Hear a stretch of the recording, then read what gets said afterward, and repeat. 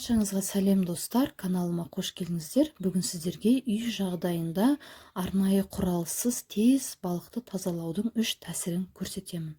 Менімен бірге болыңыздар. Ең алдымен бізге үлкен бір ас қасық қажет. Ас қасықты кері қарап ұстап тұрып, құйрық жағынан қабығының ішіне кіргізіп, осылай қырып шығасыздар. Өте оңай, тез тазаланады, ешқандай күш жұмсаудың қажеті жоқ. Менің үнемі қолданатын тәсілім осы, өзіме ұнайды.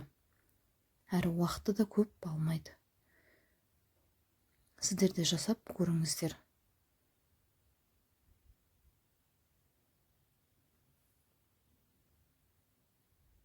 Мінекей екі жағында тазалап шықтым. 1 минутқа жетер-жетпес бір балық осылай қасықпен тазаланып шықты.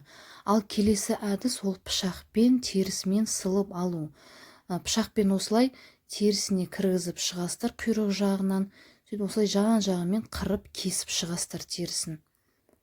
Бұл тәсілде оп-оңай, жасап көріңіздер. Уақытты да көп алмайды. Міне қараңыздар, көріп тұрғандарыңыздай терісімен бірге жұлынып түседі қабығы.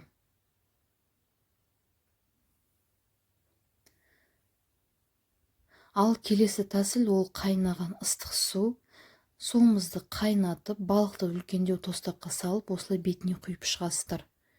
Бұл тәсілде өте жылдам. Осылай қолдарыңызбен алып шықсаңыздар болады, немесе пышақпен де қырсаңыздар болады. Жарты секундтың ішінде де осылай балықты тез тазалап алуға болады. Өздеріңізге ұнаған тәсілді міндетті түрде жасап көріңіздер. Сіздерге видео ұнады деген ойдамын. Менің каналыма тіркелмеген болсаңыздар, тіркеліп, лайк басып, пікірлеріңізді қалдыра кетіңіздер. Міне мына жерде сіздерге толықтай көрсетіп тұрмын. Бірінші тәсіл ол пышақпен қыру, екіншісі мына қасықпен қырғанымыз, мына үшіншісі қайнаған сумен терісін тазалаған әдіс. Жасап көріңіздер достар. Сіздермен болған Сана Сұлтан каналы.